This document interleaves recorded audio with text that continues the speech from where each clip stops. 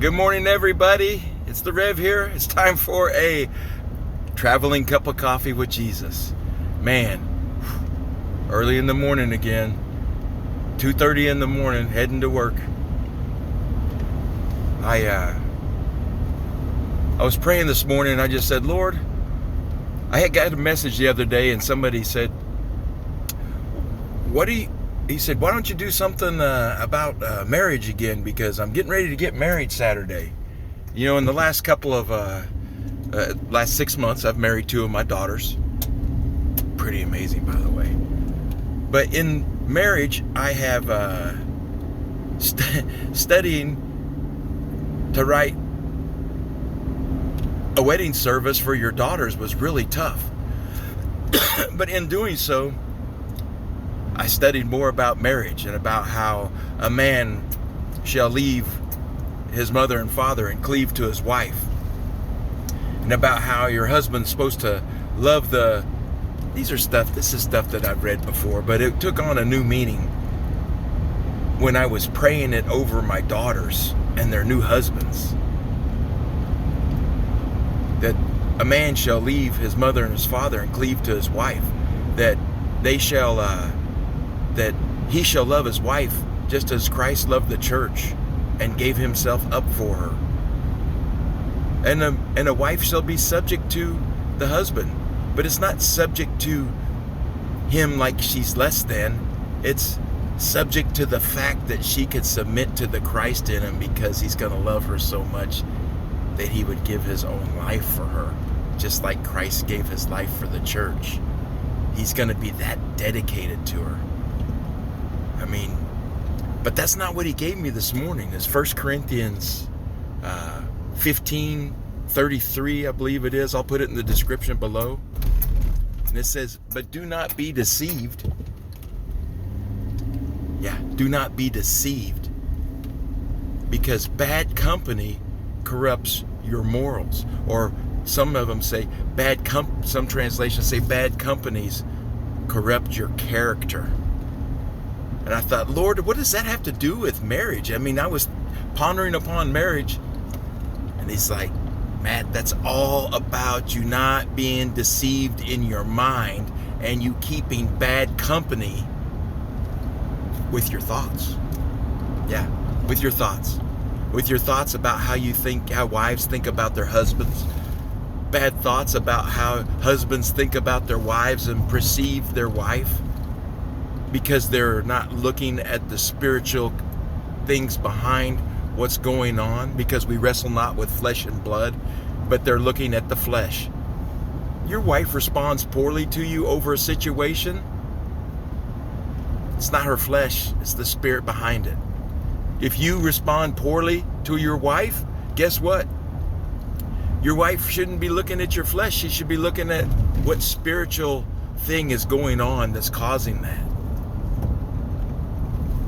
And I really thought, it's like when we keep bad company and we're deceived by the thoughts that are taking place in our mind that are most likely made up.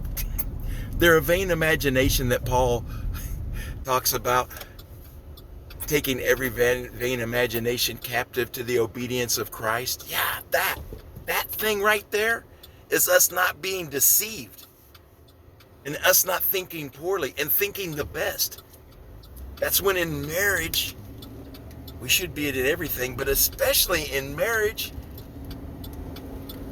love wants to think the best, hope the best, believe the best, because we don't want to be deceived. I was sitting there talking last night. Actually, it was really nice. My wife was just talking. I was laying on the bed and looking at her. And I just thought, you know, I see such beauty in her because I know deeply how her heart operates. Not even fully. 33 years, I still don't fully understand how her heart operates. But I had a choice right then and there, looking at my wife last night, just having conversation.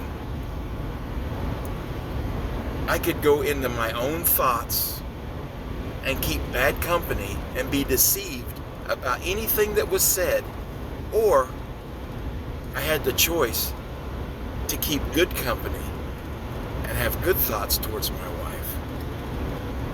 And I just laid there and was watching her, and I just found such beauty in her. It's because I could see through all the flesh, even though I believe my wife is beautiful. I could see through all the flesh and see the beauty that's in her heart. And that's the way I want to really look at everybody and see beyond the flesh and see the beauty that God's placed in their heart. That's what's keeping good company and not bad company, which affects my morals or affects my character. So don't be deceived. So as you go throughout the day-to-day, just think about it. If you have a reaction towards somebody, ask yourself, am I keeping good company or am I keeping bad company? Okay, I'm just telling you, a Bad Company song just came to my mind. Just how it operates, people, just how it operates. Hope you have a good day. Making wise choices, keeping good company with your thoughts and not being deceived, so it doesn't affect your character or your morals. I love you guys, and as always, I love you. Jesus loves you. Absolutely nothing you can do about it. Have a great day thinking about the company that you're keeping, and are you being deceived in your thoughts and thinking about the flesh and not actually the beauty of somebody's heart. See you guys soon. Goodbye.